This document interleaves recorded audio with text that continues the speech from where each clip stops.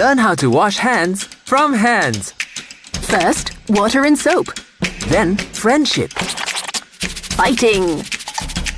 Crocodile. Butterfly. Turn the key.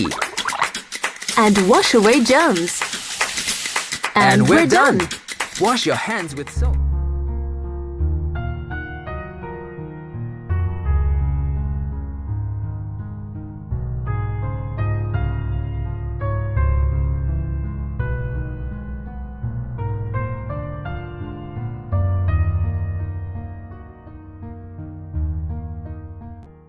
Electro I ടിയുടെ പുതിയ online ക്ലാസ്സുകളിലേക്ക് സ്വാഗതം.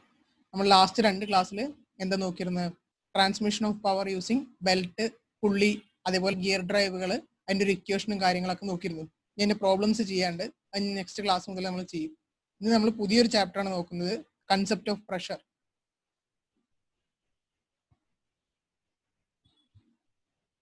കൺസെപ്റ്റ് ഓഫ് പ്രഷർ, പ്രഷറിൻ്റെ കാര്യങ്ങൾ നമുക്ക് മുൻകൂട്ടി തന്നെ നമ്മൾ പ്ലസ് വൺ അല്ലെങ്കിൽ സയൻസ് ഗ്രൂപ്പ് അല്ല പഠിച്ചെങ്കിൽ 8-9 ക്ലാസ്സുകളിലൊക്കെ നമ്മൾ കേട്ടിട്ടുള്ള സംഭവമാണ് പ്രഷർ എന്നുള്ളത്. ആ പ്രഷർ നമുക്ക് ഡെയിലി ലൈഫിൽ അപ്ലിക്കേഷനിലുള്ള സംഭവങ്ങളും അതേപോലെ പ്രഷറിനെ കുറിച്ച് കൂടുതലായിട്ട് അറിയാനുള്ള ഒരു ചാപ്റ്ററാണ് ഇത്. പ്രോബ്ലംസും കാര്യങ്ങളൊന്നും ഈ ചാപ്റ്ററിൽ ചോദിക്കാറില്ല. ഇത് പക്ക തിയറി ചാപ്റ്ററാണ്. അപ്പം അതിൽ ആദ്യം തന്നെ നമ്മൾ അറിയേണ്ടത് എന്താണ് പ്രഷർ എന്നുള്ള കാര്യമാണ് ഫസ്റ്റ് മനസ്സിലാക്കേണ്ടത്. പ്രഷർ എന്താണ്? The force applied perpendicular to the surface of an object per unit area over which the force is distributed. എന്തേ ഉള്ളൂ, ഇത്രയേ ഉള്ളൂ കാര്യം. ഒരു ഫോഴ്സ് ആണ് പ്രഷർ എന്ന് പറയുന്നത്. ഒരു തരത്തിൽ ഫോഴ്സ് തന്നെയാണ്. അത് എങ്ങനെ ആക്ട് ചെയ്യേണ്ടത്? സാധാരണ ഫോഴ്സ് ആക്ട് ചെയ്യുന്ന പോലെയല്ല, പെർപെൻഡിക്കുലർ ആയിട്ട് എന്ന് പറഞ്ഞാൽ എന്താ, ഏതാണോ നമ്മുടെ പ്രതലം അതിന് 90 ഡിഗ്രിയിൽ ആക്ട് ചെയ്യുന്ന ഫോഴ്സുകളെയാണ് എന്ത് പറയാ, പ്രഷർ എന്ന് പറയാ. പിന്നെ ഈ പ്രഷറിന് ഒരു പ്രത്യേകത കൂടി ഉണ്ട്. എന്താണ്? അത് ആക്ട് ചെയ്യുന്ന ഒരു പോയിന്റിലാണെങ്കിലും അത് ഈക്വലി ആ സർഫസ് ഏതാണോ സർഫസ് അതിൽ ഈക്വലി ഡിസ്ട്രിബ്യൂട്ട് ചെയ്യും. അതാണ് എന്ത്, പ്രഷറിന്റെ പ്രത്യേകത. പ്രഷർ എന്ന് പറഞ്ഞാൽ എന്താണ്? The force applied perpendicular to the surface of an object per unit area over which the force is distributed. എന്താണ്?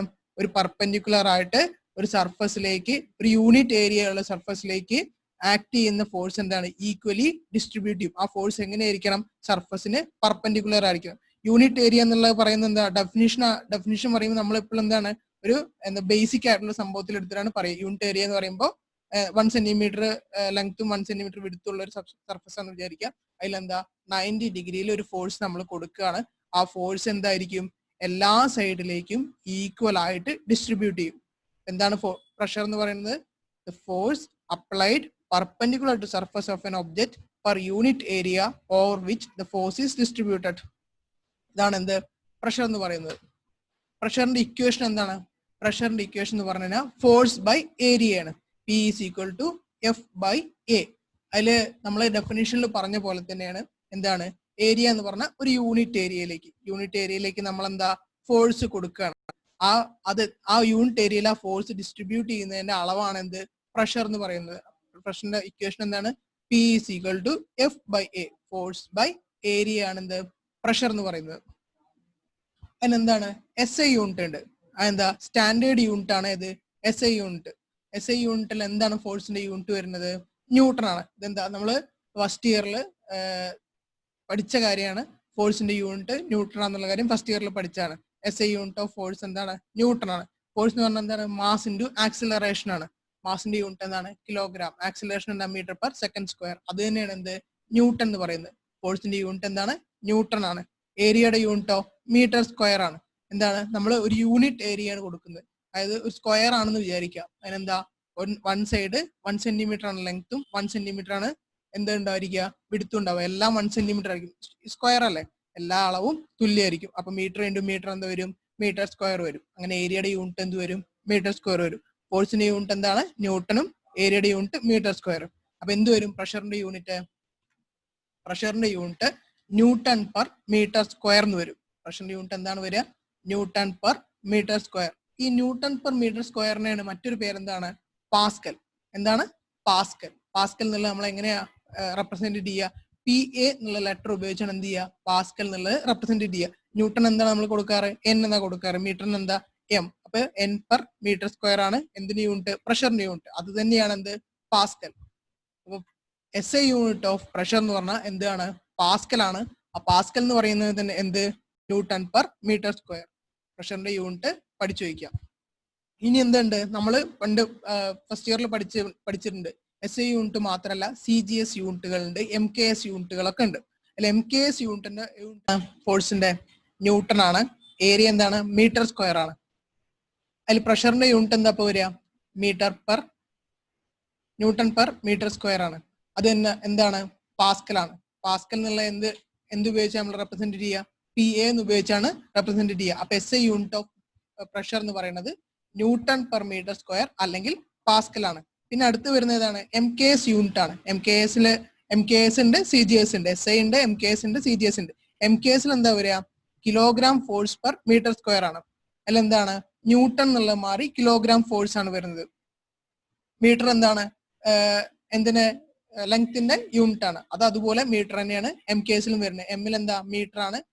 K എന്താ? കിലോഗ്രാം ആണ്. S എന്താ? സെക്കൻഡ് ആണ്. അതാണ് MKS. അപ്പൊ അതിലുള്ള പോലെ തന്നെ മാസിന്റെ യൂണിറ്റ് കിലോഗ്രാമും ഫോഴ്സിന്റെ Fഉം പിന്നെ മീറ്ററിന്റെ മീറ്ററും ആയിട്ടാണ് ഇതിൽ റെപ്രസെന്റ് ചെയ്യുക. അപ്പൊ എന്ത് വരും?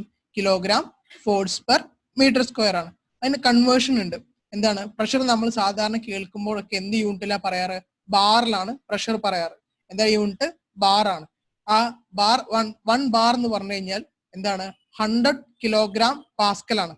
അതെങ്ങനെയാ? 1 ഗ്രാം എന്ന് പറഞ്ഞാൽ എത്രയാ? 1 കിലോഗ്രാം എന്ന് പറഞ്ഞു കഴിഞ്ഞാൽ 1000 ഗ്രാം ആണ്. ഇവിടെ എന്താണ്? 100 കിലോ പാസ്കൽ ആണ്. 100 കിലോ എന്ന് പറയുമ്പോൾ എത്രയാ? 100 × 1000. അപ്പൊ എത്ര വരും? 100ഉം 1000ഉം. അപ്പൊ 10⁵ യൂണിറ്റിലാണ് വരിക. 0ത്തിന് എണ്ണം എടുത്തു കഴിഞ്ഞിട്ട് അത് 10ന്റെ മുകളിൽ റൈസ് ടു വാല്യൂ ആയിട്ടാണ് നമ്മൾ എഴുതുക. അപ്പൊ എന്ത് വരും? 1 ബാർ എന്ന് പറഞ്ഞു കഴിഞ്ഞാൽ 100 കിലോ പാസ്കൽ ആണ്. അത് തന്നെയാണ് എന്ത്? 10⁵ ന്യൂട്ടൺ പെർ മീറ്റർ സ്ക്വയർ. ഈ റൈസ് ടു എന്നുള്ളത് റെപ്രസെന്റ് ചെയ്യാൻ വേണ്ടിയിട്ടാണ് ആരോ മാർക്ക് കൊടുത്തിരിക്കുന്നത്. അത് ശരിക്കും 10ന്റെ മുകളിലാണ്. അതേപോലെ മീറ്ററിന്റെ മുകളിൽ ആരോ മാർക്ക് കൊടുക്കുന്നതൊക്കെ മുകളിലായിട്ട് നിങ്ങൾ എഴുതുമ്പോൾ എഴുതണം. കമ്പ്യൂട്ടറിൽ അങ്ങനെ കൊടുക്കാൻ പറ്റില്ല, അതുകൊണ്ടാണ് അങ്ങനെ കൊടുത്തത്. അപ്പൊ എത്ര വരും? ബാർ എന്ന് പറഞ്ഞു കഴിഞ്ഞാൽ 100 കിലോ പാസ്കൽ ആണ്. അത് തന്നെയാണ് എന്ത്? 10⁵ newton per metre square. 100 kilo pascal എന്ന് പറഞ്ഞു കഴിഞ്ഞാൽ എന്താണ്? 100 × കിലോന്റെ 1000. അപ്പോ 2 0 100ന്റെയും കിലോന്റെ 3 0. മൊത്തത്തിൽ എന്ത് വരും? 10⁵ വരും. അങ്ങനെ ആ ബാറിന്റെ യൂണിറ്റിനാണ് എന്ത്? 10⁵ ന്യൂട്ടൺ പെർ മീറ്റർ സ്ക്വയർ. ഒരു ബാർ എന്ന് പറഞ്ഞാൽ 10⁵ ന്യൂട്ടൺ പെർ മീറ്റർ സ്ക്വയർ ആണ്. അത് തന്നെയാണ് എന്ത്? 100 കിലോ പാസ്കലും. ഇതെല്ലാം ഒന്നാണ്. ആ കൺവേർഷൻ ഒന്ന് ഓർത്തിരിക്കുക. അപ്പൊ പ്രഷറിന്റെ ഇക്വേഷൻ എന്ന് പറയുന്നത് pressure equal to force by area ആണ്. അതില് ഫോഴ്സിന്റെ യൂണിറ്റ് എന്ന് പറയുന്നത് SI യൂണിറ്റിൽ ന്യൂട്ടൺ ആണ്. ഏരിയയുടെ യൂണിറ്റ് മീറ്റർ ആണ്, മീറ്റർ സ്ക്വയർ ആണ്. അപ്പൊ പ്രഷറിന്റെ unit newton per metre square എന്ന് പറയും. ന്യൂട്ടൺ പെർ മീറ്റർ സ്ക്വയറിനാണ് എന്ത് പറയുക? പാസ്കൽ എന്നുള്ള ഇതുകൊണ്ട് റെപ്രസെന്റ് ചെയ്യും. അത് തന്നെയാണ് എന്ത്? പാസ്കൽ. പാസ്കൽ എന്നുള്ള നമ്മൾ എന്ത് ഉപയോഗിച്ചാൽ ലെറ്റർ ഉപയോഗിച്ചാൽ റെപ്രസെന്റ് ചെയ്യുക? PA ഉപയോഗിച്ചാണ് പാസ്കൽ റെപ്രസെന്റ് ചെയ്യുക. MKS എന്താണ്? മീറ്റർ കിലോഗ്രാം സെക്കൻഡ് യൂണിറ്റ് ആണ്. അതിൽ എന്ത് വരും? പ്രഷറിന്റെ unit kilogram force per metre square ആണ്. എന്തിന്റെ? MKS സിസ്റ്റത്തിലെ പ്രഷറിന്റെ യൂണിറ്റ്. പിന്നെ അതിന്റെ കൺവേർഷൻ കൂടി നോക്കിയിരിക്കണം. ബാറിലാണ് സാധാരണ നമ്മൾ പ്രഷർ എല്ലാം പറയാറ്. ഒരു ബാർ എന്ന് പറഞ്ഞാൽ എന്താണ്? 100 കിലോ പാസ്കൽ ആണ്. 100 കിലോ പാസ്കൽ എന്ന് പറയുമ്പോൾ എന്താണ്? കിലോ എന്നുള്ളതിന്റെ 1000 കൂടി ഗ്രാമിലേക്ക് മാറ്റിയിട്ടുള്ള 1000 കൂടി എടുത്തിട്ട് എന്ത് വരും? 100 × 1000, അതായത് 10⁵ യൂണിറ്റ് ആണ് വരിക. അത് തന്നെയാണ് എന്ത്? 10⁵ ന്യൂട്ടൺ പെർ മീറ്റർ സ്ക്വയർ. അപ്പൊ ആ കൺവേർഷൻ കൂടി എല്ലാവരും ഓർത്തിരിക്കുക. ഇനി പ്രഷർ എന്നുള്ള സംഭവം നമുക്ക് ഡെയിലി ലൈഫിൽ ഒരുപാട് സ്ഥലത്ത് അപ്ലിക്കേഷൻ ഉണ്ട്. അതിൽ മെയിൻ ആയിട്ടുള്ള അപ്ലിക്കേഷൻ ആണ് നമ്മൾ ഹൈഡ്രോളിക് ബ്രേക്ക്, അതേപോലെ ഹൈഡ്രോളിക് ലിഫ്റ്റ് കാര്യങ്ങളൊക്കെ എന്താണ്? പ്രഷറിന്റെ അപ്ലിക്കേഷനിൽ വരുന്ന നമ്മൾ ഡെയിലി ലൈഫിൽ കാണുന്ന സംഭവങ്ങളാണ്.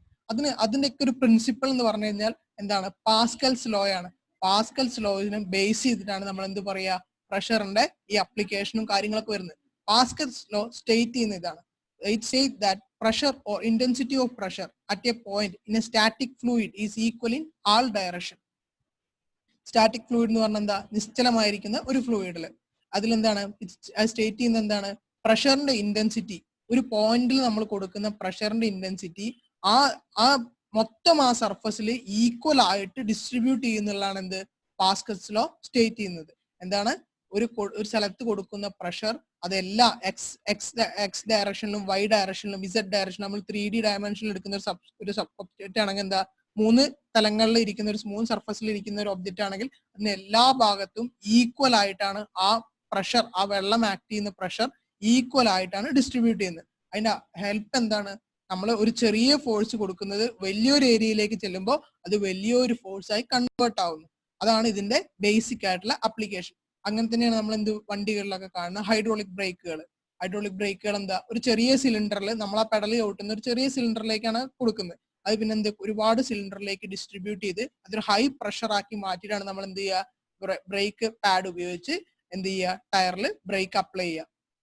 അതേ അപ്ലിക്കേഷൻ തന്നെയാണ് എന്തിലും വരുന്നത്, ഹൈഡ്രോളിക് ലിഫ്റ്റിലും. ഹൈഡ്രോളിക് ലിഫ്റ്റിൽ എന്താ, ചെറിയൊരു ഫോഴ്സിനെയാണ് ലിഫ്റ്റ് വലിയൊരു ഫോഴ്സ് ആക്കി കുറെ സിലിണ്ടറിന്റെയും ജാമിന്റെ ഒക്കെ ഉപയോഗം കൊണ്ട് വലിയൊരു പ്രഷർ ആക്കി മാറ്റി എന്ത് ചെയ്യാണ്, ഒരു ചെറിയ കൊടുക്കുന്ന ഫോഴ്സ് വലിയൊരു ലോഡിനെ പൊക്കി കൊണ്ടുവരാനോ അല്ലെങ്കിൽ താഴ്ത്താനോ ഒക്കെ സഹായിക്കുന്ന എന്താണ്, ഇതേ പ്രിൻസിപ്പളിന്റെ അപ്ലിക്കേഷൻ ആണ്. എന്താണ് അത് പറയുന്നത്? It state that pressure or intensity of pressure at a point in a static fluid is equal in all direction. ആ സ്റ്റാറ്റിക് ഫ്ലൂയിഡ് എന്നുള്ള കാര്യം പ്രത്യേകം ശ്രദ്ധിക്കണം. എപ്പോഴായിരിക്കണം, ആ ഫ്ലൂയിഡിന് ഫ്ലോ ഒന്നും പാടില്ല. അങ്ങനത്തെ കേസിൽ മാത്രമേ ഇത് അപ്ലൈ ചെയ്യാൻ പറ്റുള്ളൂ. ഫ്ലൂയിഡിന് ഫ്ലോ ഉണ്ടെങ്കിൽ അത് പറ്റില്ല. അതിന് ഹൈഡ്രോസ്റ്റാറ്റിക് ലോ ഉപയോഗിച്ചിട്ടാണ് അത് വർക്ക് ചെയ്യുക, ഫ്ലോ ഉള്ള ഫ്ലൂയിഡ്. ഇതിൽ നമ്മൾ പാസ്കൽസ് ലോ മാത്രമേ ശ്രദ്ധിക്കേണ്ട കാര്യമുള്ളൂ. പിന്നെ നമ്മൾ സാധാരണ കേട്ടുവരുന്ന സാധനമാണ് അറ്റ്മോസ്ഫിയറിക് പ്രഷർ. നമ്മളെന്താ, അന്തരീക്ഷത്തിന്റെ പ്രഷർ. അതെന്താണ് ശരിക്കും എന്ന് പറഞ്ഞാൽ, വായു നമ്മുടെ ഭൂമിയുടെ പ്രതലത്തിൽ അപ്ലൈ ചെയ്യുന്ന ഫോഴ്സിനെയാണ് എന്ത് പറയുക, അറ്റ്മോസ്ഫിയർ പ്രഷർ എന്ന് പറയുക. അത് തന്നെയാണ് ഡെഫിനിഷൻ പറയുമ്പോൾ എന്ത് പറയും, the pressure exerted by the weight of atmosphere. വായു ഭൂമി എർത്ത് ലെവലിൽ ആക്ട് ചെയ്യുന്ന വായുവിന്റെ ലോഡാണ് ശരിക്കും എന്ത്, അറ്റ്മോസ്ഫിയർ പ്രഷർ. എന്റെ സിമ്പിൾ ആയിട്ടുള്ള definition weight of air exerted on the earth level എന്നുള്ളതാണ്. ശരിക്കും നമ്മൾ ഗൂഗിളിൽ അടിച്ചു കൊടുത്തു കഴിഞ്ഞാൽ ഡെഫിനിഷൻ ഇങ്ങനെ കിട്ടും, the pressure exerted by the weight of atmosphere. മനസ്സിലാക്കിയിരിക്കേണ്ട എത്ര കാര്യമുള്ളൂ, വായു ഭൂമിയുടെ പ്രതലത്തിൽ ആക്ട് ചെയ്യുന്ന ഫോഴ്സിനെയാണ് എന്ത് പറയുക, അറ്റ്മോസ്ഫിയറിക് പ്രഷർ. നമ്മൾ സാധാരണ അന്തരീക്ഷത്തിലെ അറ്റ്മോസ്ഫിയർ പ്രഷർ പറയുന്നത് എപ്പോഴും ഏത് ലെവലിലാണ്, സീ ലെവലിനെ ബേസ് ചെയ്തിട്ടാണ് എന്ത് പറയുക, അറ്റ്മോസ്ഫിയർ പ്രഷർ പറയുക. ഈ അറ്റ്മോസ്ഫിയർ പ്രഷർ കാരണമാണ് എന്തുണ്ടാവുന്നത്, കാറ്റും കാര്യങ്ങളൊക്കെ നമുക്ക് ഉണ്ടാവുന്നത്. എന്താണ്, കൂടുതൽ മർദ്ദമുള്ള സ്ഥലത്ത് നിന്ന് കുറഞ്ഞ മർദ്ദമുള്ള സ്ഥലത്തിലേക്കാണ് എന്ത് വീശുക, കാറ്റ് വീശുക. അതേപോലെ നമ്മളെന്താ, മലകളിലൊക്കെ കയറുമ്പോൾ എന്ത് ചെയ്യും, അറ്റ്മോസ്ഫിയർ പ്രഷറിൽ കുറവ് വരും.